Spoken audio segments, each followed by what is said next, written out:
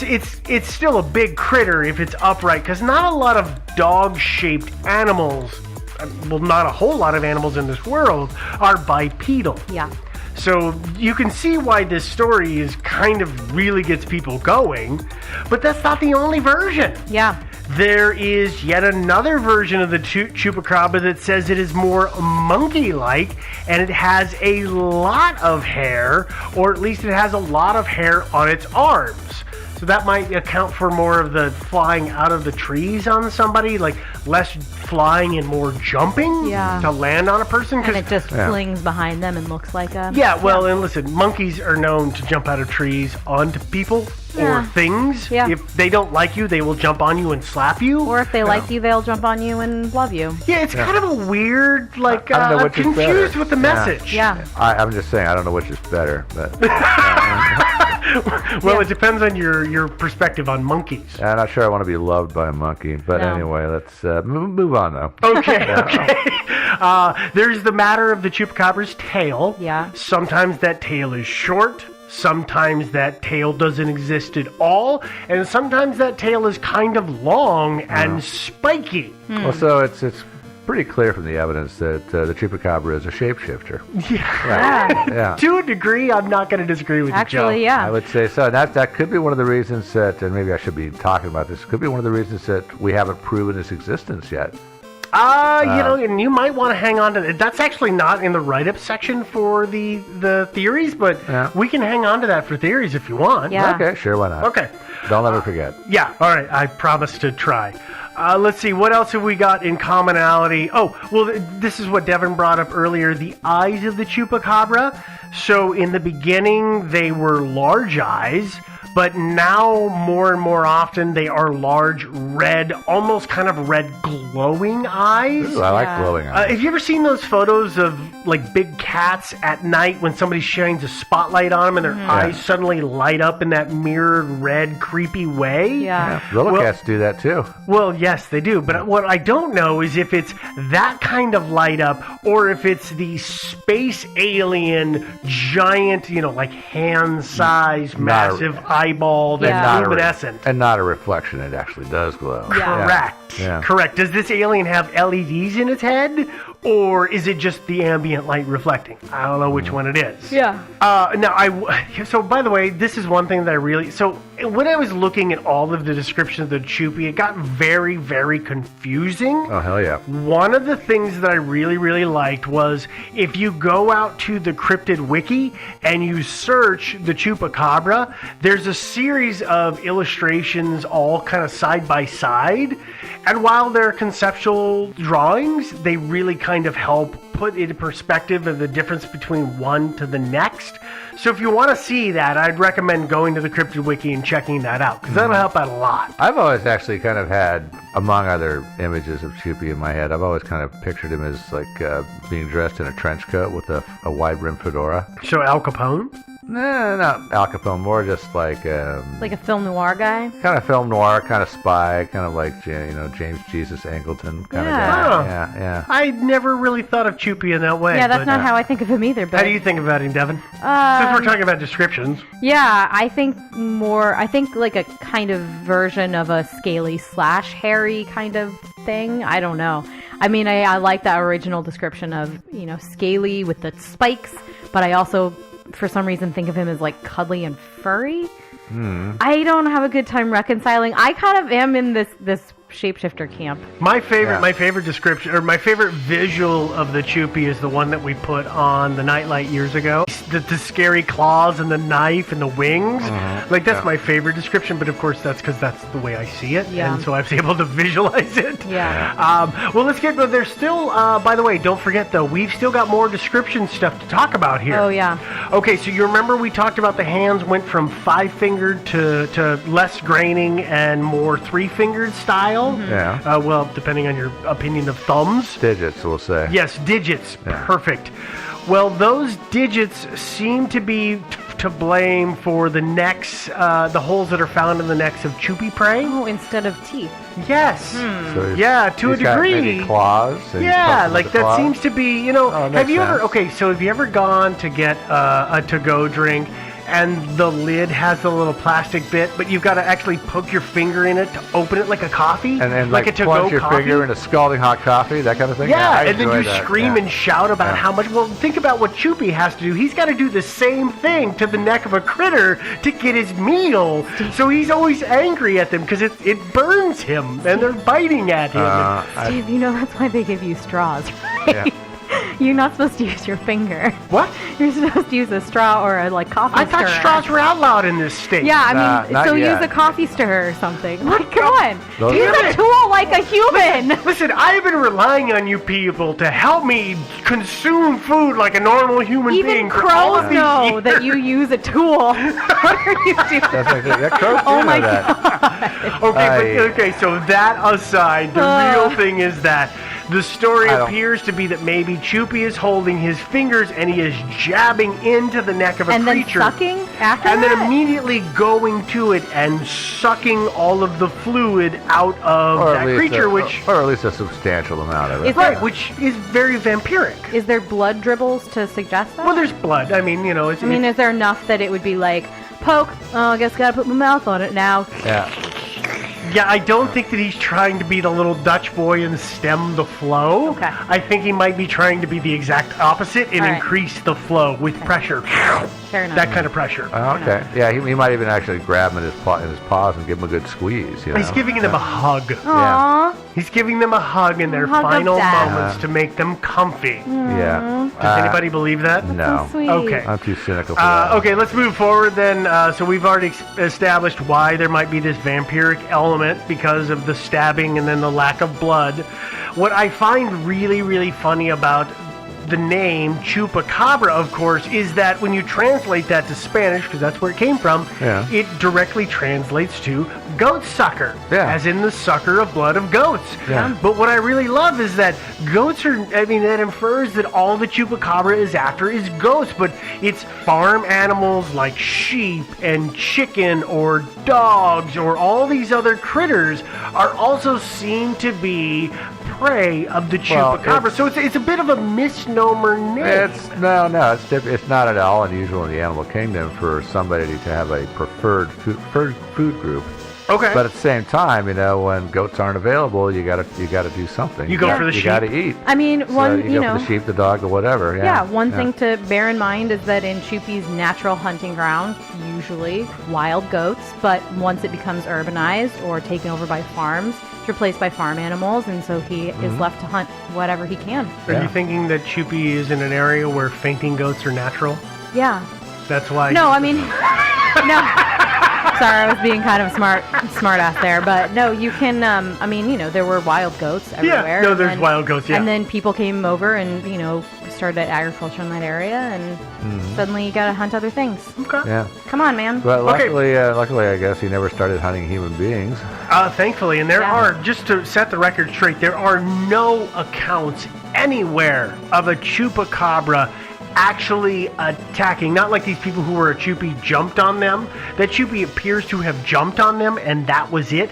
No actual attacks inflicting damage or attempting to feed on a human. So apparently, the long pig is not on the menu for the Chupacabra. Well, that's because the vampires get the credit at that point. Oh, there you Yeah. go. There you go. Obviously. Beautiful. Maybe they've got like sort of a they A symbiotic relationship. not symbiotic, but they just have sort of they have their own territories. They don't intrude. You know what I mean? Or Yeah. they have their own prey. Yeah.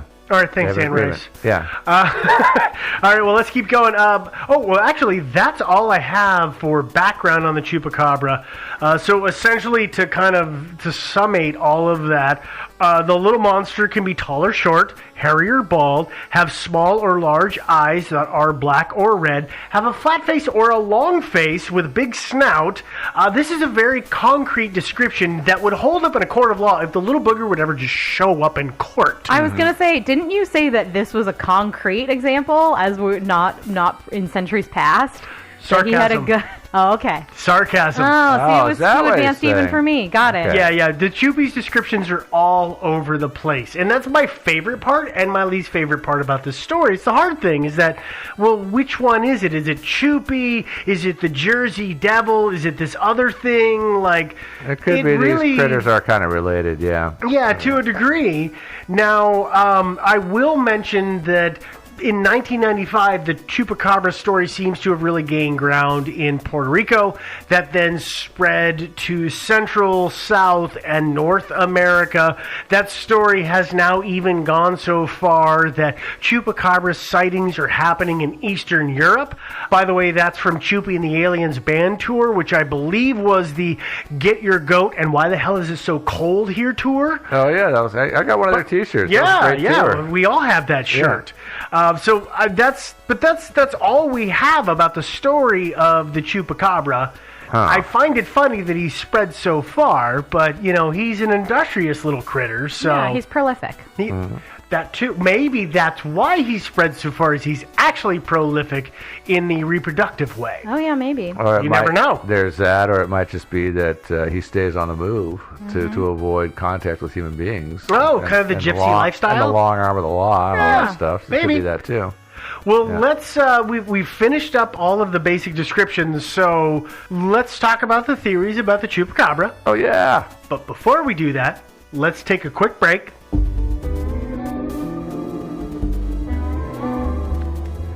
Hey Devin, do you like running? You bet I do, Steve. And you know what I love running from the most? Hell yeah, I do. You love running away from the Chupi.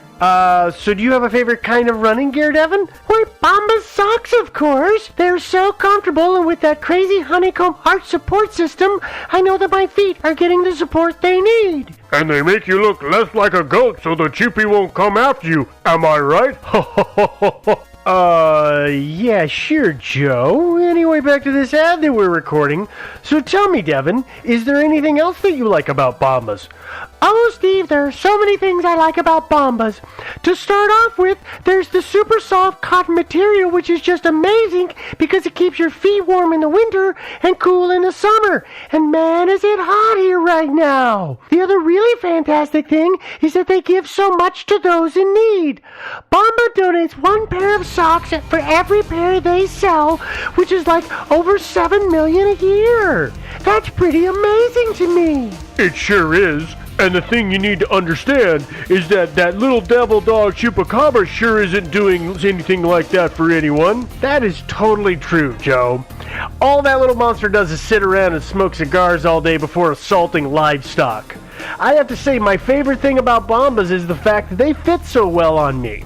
There is just something great about wearing socks that stay in place while I don't really feel like I feel them there. And I never get those gnarly lines on my feet that other socks leave, which is why I really like them and I really wear them so much.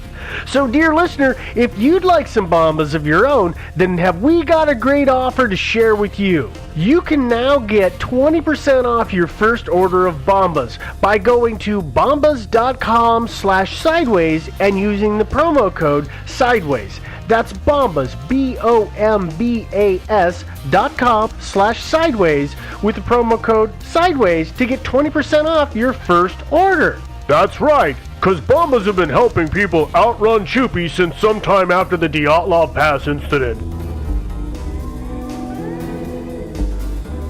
Okay, ready? Choop, choop, choop. Choop, choop, choop. Chupacabra. Chupacabra. Okay. Okay. And we're back. Oh, Let's talk about theories. whoa. So theory number one is that the Chupacabra is a dinosaur. Sure. Yeah. A leftover one, yeah. Well, yeah, a long ignored or unobserved dinosaur because this creature is short, it's got leathery skin like a lizard, and it's got spikes on its head, and those are running down its back, which is kind of sounds like a stegosaurus to me. Yeah, me too, actually. But if you think about it, though, the problem with this theory is that if we're going to look at the island of Puerto Rico, there are no large lizards that are native to that island. There's some iguanas and there's some geckos, but none of them are near big enough to be what is described as the chupacabra, nor do they walk on their hind legs. That's so kind of unusual for a lizard. yeah, lizards Yeah. don't typically walk that way, so that's a problem. And Well, but the thing about it is that it could have gotten there somehow on a ship, say for example. and we're going to talk about that because that infers some kind of longevity or past in other places, which I would think would be reported on prior to this. But we'll talk about that in a later theory. But I will say that the fact that it is unobserved, because there are creatures that are old, like some fish or crocodiles or certain creatures like that have found no reason to change or evolve over the millennia, that are basically the same now as they were when the T-Rex was running around. Well, that's the idea of this theory, is that the chupacabra is the same thing it was 100,000 years ago. Ish. Well, especially if it was like a shapeshifter. If that's what it is, that's the most ultimate, coolest adaptation ever. Yeah. So why would it change? Yeah. Yeah. So here's the thing: is that we're going to go into the shapeshifter in just a second because I want you to flesh that out. Oh, yeah. But for me, the fact that if it had been originally on the island of Puerto Rico for that entire time, it's amazing to me. If it's just a plain dinosaur, not the shapeshifting kind, Yeah. but a plain dinosaur, that it would have gone for all of the time that people were on that island, unobserved and undescribed in any lore. That to me that's awkward or weird or strange. It doesn't make sense. Well, it could have been a fluke that brought it there. Yeah, I was just gonna say. I mean, I think what Joe was saying earlier is worth considering, that it wasn't always on Puerto Rico. It could have come from Central or South America, where there are, as we have talked about recently, vast swaths of those areas that just are totally unexplored. That something like a dinosaur could have existed for thousands of years, millions of years, totally undiscovered, and then somehow, managed to get itself wrangled up in like a timber shipment or something that ended up, in Puerto Rico. I mean, Exactly. and then And so much more populous. Yeah. Than Okay. where it came from. I just think it's worth. No, thinking about. I'm not going to completely discredit it. I disagree with it, but I'm not going to discredit it. Joe, tell me, flesh out a little more, though, your shapeshifter idea. Well, it's not that fleshy, really. It's just. It's more leathery? Yeah. It depends on the day. Yeah. I ate a bunch of carbs today, so I'm kind of a fleshy shapeshifter. Yeah. But no, I mean, it's just this obvious, and I think, indisputable, that since the accounts have varied so much in describing the chupacabra, that he must be a shapeshifter. I think it's like So indisputable. one day he looks like an anteater, the next like a monkey, and Yeah, one next day he day, looks like a Bob small from the local dinosaur. tribe. Yeah. Yeah. I mean, yeah. It's not Every- that- it's listen, not- everybody said Bob was a weird looking dude, Yeah. so I get it. Yeah, I he had totally. he had a weird craving. He really did, and a weird affection for the local goats. Yeah. That was really what set him apart. True. But that could be also what makes him so elusive, is because being a shapeshifter like he is, and it's like if somebody spots him, he can dart away and then just like morph into a dog or something, or a sheep. Yeah. And nobody or, notices. Yeah, or Yeah. part of the herd. Yeah. Suddenly, psh, Yeah. Suddenly, boom. Yeah, he's gone. And they're like, "Oh, weird. vanished. There's a sheep missing from the herd, but we have the right number." yeah. Huh. That's weird. Yeah, no, I cannot think of. I've read books about shapeshifters before and how they would integrate into society. So that's not unheard of, and it Yeah. makes sense. I mean, actually, when you come right down to it, Choopy could be sitting in this room right now. Yeah. So let me take off my mask.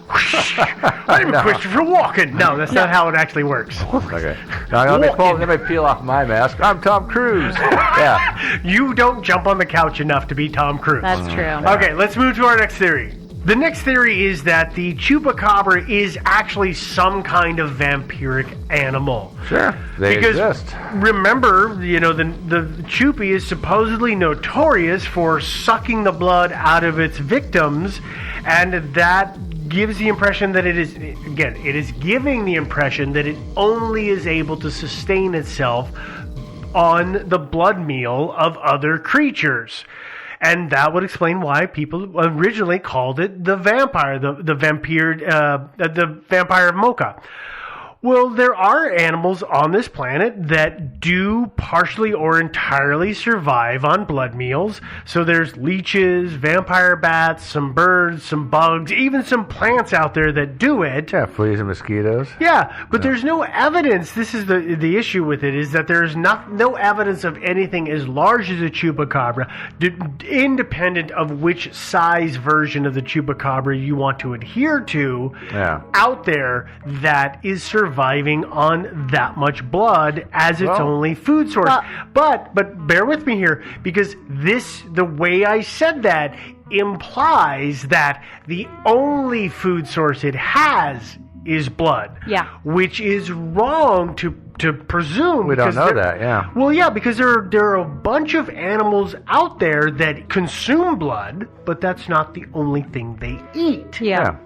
I mean, I was just going to say, it doesn't really stand to reason that an animal that large would be able to sustain itself just on blood. Although blood is very nutritious. Blood can be very nutritious, but probably not for an animal of that size. They have to feed on a lot of animals to get the right amount of blood. And it wouldn't be a very balanced diet to only drink blood. No.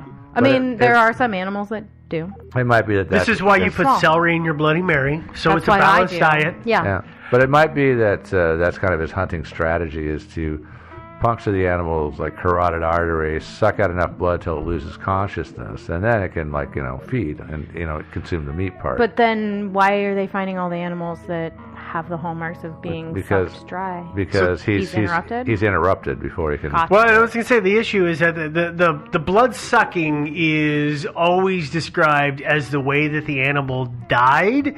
There is no post-consumption of the creature. So the goat has its neck punctured, all the blood is gone, but the goat is not torn apart and consumed. It is still sitting there whole. But Joe's theory is that that's just the goats they find.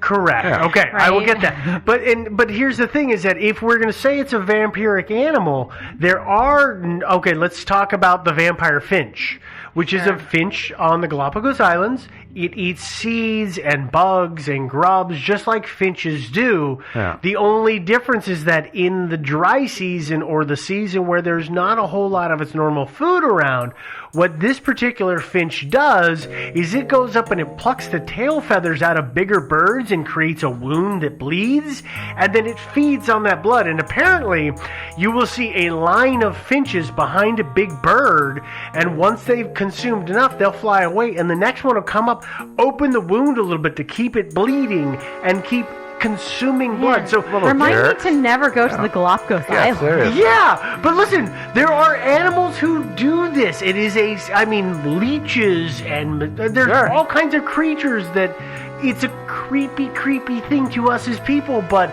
nature finds a way. So there are animals that do it. It's just the scale. Well, no, problem the is the scale. I agree. There is a scale thing, but also, but still, I mean, I still think as a hunting strategy, just suck the blood till it loses consciousness, and then you go up and you chow down after that. It could be too that lots of chupi victims have been found, but they were assumed to be, say, coyote attacks or other wild animal attacks. Yeah, that's true. I guess this is why Joe's not allowed in Forest Park. Yeah, that's true. No, I mean, the only thing is, I think in like Fantasyland theory, the idea of sucking blood until your victim is. You have to have some kind of like mesmerized thing too, right? Where the animal's not going to fight back, because like hanging onto an animal. Strong. Yeah, you have to be really strong and be able to suck blood like really, really fast. Mm-hmm. Because in reality, even if you puncture like a major artery, an animal's gonna immediately just fight back really, really hard. Mm. It would be faster almost to just like break its neck. So, pull the entire neck out, or something like that. Okay, so I'm going to disagree with that, because I've, for some reason, been watching a lot of videos of lions on the plains attacking large, what do you call animals with the... Gazelles? like gazelles, the split hoof, ungulates, ungulates, and they grab them. They're choking them more than anything. Like they are opening the veins in their neck by biting them. Right. But more often than not, what they're doing is they're actually choking But that's the different. animal. But that's the exact same thing I'm saying, right? It's But- like that's more efficient. Okay, but it is possible that in the process of opening these holes that are bleeding the animal out, they're also cutting off the windpipe. I'm not in bed with this theory. Don't get me wrong, Yeah. but I'm saying that like just because this is happening doesn't mean something else is happening. But I will tell you that there's another larger problem with this whole vampiric angle, which is that these animals that are found are supposedly have been drained of all their blood. But we don't know that for sure because one of the things that we've talked about on the show before is livor mortis, which is that process where, your blood is being pushed around the body. You mean rigor mortis? No, livor mortis. Liver mortis? Oh, that's right. Yeah, Liver mortis, where When the blood is being pushed drains around, down. and then once the heart stops, the blood is a liquid, so it does what all liquids do. It settles to the lowest point, the path of least resistance, at which point it pools and coagulates. So if a rancher comes out and says, "Oh my God, my prize goat Jenny has been killed," well, what's happened? And you try to cut Jenny open to see what's going on, and you kind of expect this spray of blood to happen, but that doesn't happen. You go, "She's got no blood in her. Oh my God, she's been sucked dry." When really what's happened is Jenny's blood is all sank to whatever the lowest portion of her was, and sort of semi-solidified. Well, but still, Chupi's intentions might be to completely exsanguinate the animal, but again, it gets interrupted and has to scamper off into the darkness before it can suck all the blood out of it. Really? But whatever blood is in Jenny is going to settle to Jenny's lowest bits. Oh, yeah. I just think, Chupi's trying to do ranchers a favor. Like, they have to eventually exsanguinate a body. You have to kill they him and slaughter drain it the blood. anyway. So he's just like helping him out. Yeah. Good He's just point. trying to make the meat usable. Yeah. Maybe. Nice old Chupi. Yeah. Maybe. No, Cute I don't like fella. this theory at all. Let's No. move on. Yeah, really doing that to Jenny and the other 24 Jennifers is just not nice. So let's keep moving on. So we have another theory, which is that the Chupacabra is an alien. Yeah. Because Could be. what good story wouldn't involve an alien, for goodness sake? Zero. Yeah. Exactly. Well, and, No it's- such thing. It's not beyond the realm of possibility. Now, so you pretty consistently see the Chupi being the Chupacabra. By the way, just so people don't get upset, we have come to call the Chupacabra Chupi Yeah. because he's kind of a friendly character to us. But Yeah. and I keep saying Chupi rather than Chupacabra. It's just a natural, automatic reaction because we've been talking about the Chupacabra for what, 5 years now? Just about. It's really just like calling a friend Jenny instead of Jennifer. Yeah, That's right. Yeah, so the 27 Chuppies that we're talking about here are awesome. Come on, you know the song. 27 Chupis? Yeah. No. Yeah, it's by the Decemberists. Yeah, look it up. You'll find it in their Oh, okay. catalog. Yep, exactly. That one, right? So when you look up drawings and descriptions of this critter, you're going to find that it's not hard to see why some people may say that the Chupacabra actually is an alien. Certainly, And- in some of the drawings, it does look pretty alien. Super alien. And the alien theory kind of explains some things because listen, in the 70s and the 80s there were some spot descriptions of things that sounded like the Chupacabra, but it wasn't until the mid 90s that it really started taking off. Well, if the Chupacabra is an alien, that explains why it suddenly showed up in the middle of the Caribbean in the 90s, because it could be that instead of being a natural occurring earthly or what's the word I'm looking for? Terrestrial. Creature. It's an extraterrestrial in that this creature suddenly shows up and starts playing havoc here in our ecosystems. And we're not expecting it. I mean, it might also explain the vampiric nature, right? Yeah. I mean, it's possible that creatures from other worlds have developed a different physiology, and Yeah, they found the blood just generally more nutritious. It's like crack. Yeah. And I so, mean, it literally could be alien crack. it for all could we be. know. Yeah, it could be. True. That's a good point. So this could be, I can see a couple of possibilities here. One is that, like, say, some aliens land here, like eons ago, it could be centuries, thousands of years ago, and for whatever reason, their ship broke down, and they were stuck here, and they wind up basically because, I mean, imagine, say for example, if the three of us wound up stuck in a jungle somewhere, are we going to build a new civilization, or are we going to wind up living in savagery? New civilization, obviously. Yeah, of course, but these aliens are dumber than we are. Oh, And okay. They're space traveling dummies. Yeah, so they wind Okay, up, got it. basically foraging and getting along, but they're basically... They're the rednecks of interspace travel, is Yeah. what you're getting at? Yeah, but they return. Well, I mean, a lot of us really don't have the wherewithal to... Oh, no. None of us could don't. build a car. Yeah, none of us could. And so basically they revert essentially to savagery. And after centuries, there's still some descendants of the original aliens out there. Maybe even more, but there's still not huge numbers or anything like that, and they're still, out and about. I'll take you a step further. Yeah. Well, another- that they had yeah. on their spaceship, they landed, And it ran pet off. ran off. They were like, crap. Yeah. We got to get out of here. The humans bye-bye, are coming. Fluffy. Bye, Fluffy. Hope you're doing well. Oh, this sucks. Why did we call you Fluffy when you have no fur? I don't know, but it's a language difference. Bye, I think, Fluffy. And then it's, that but- explains why maybe they might be smart enough for space travel, but not smart enough to start their own Well, Yeah. okay, but I will actually Yeah. change that. Is that they may not be smart enough for space travel, but they may be some kind of interstellar hitchhiker. Well, that's but the what- interstellar hitchhiker kind that is not smart enough to Kind of bring their like- own towel. That's the other thing I was thinking, is that they're just basically like rats on ships, here in the U.S. Yeah, actually, here in totally. the world. Yeah, in this Yeah. in this, Yeah. this world, not world. this country, this So, world. An enormous but cloaked alien ship basically lands in a few places on the planet, and some of these things just pop off out of the hold or wherever they're hiding out in there. Or maybe they flush them out because they're like, oh God, we have a bed bug infestation. The whatever their equivalent of bed bugs is. Uh-huh. Get rid of it. or it could be It's actually like the movie Critters. Remember Critters? Yeah. Oh, Or- what a horrible but fun movie. No, I don't think I saw that one. Oh, that Or- was from the late 80s where they were little round hairy things and they would roll. Oh, you need to see that. You'll hate it. Okay. But I need to see more movies like that. But another possibility, of course, is that the aliens popped by and just left these critters off as like kind of hunting animals. Essentially, they just wanted to leave them here and let them breed and then come back and just hunt them for sport later on. And maybe, who knows, maybe they do come back occasionally and hunt them for sport. See, the problem, though, the whole problem, the joy and the terror that is this theory is that your belief in aliens. If you believe in aliens, this totally makes sense.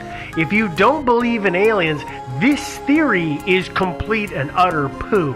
It's Oh, absolutely no. conceited to not believe in aliens, but we can go down that rabbit hole a different day. Yeah, we've gone down that more than once, and I don't think we need to go down it again. I'm sure they're around. The big question is are they visiting Earth or have they?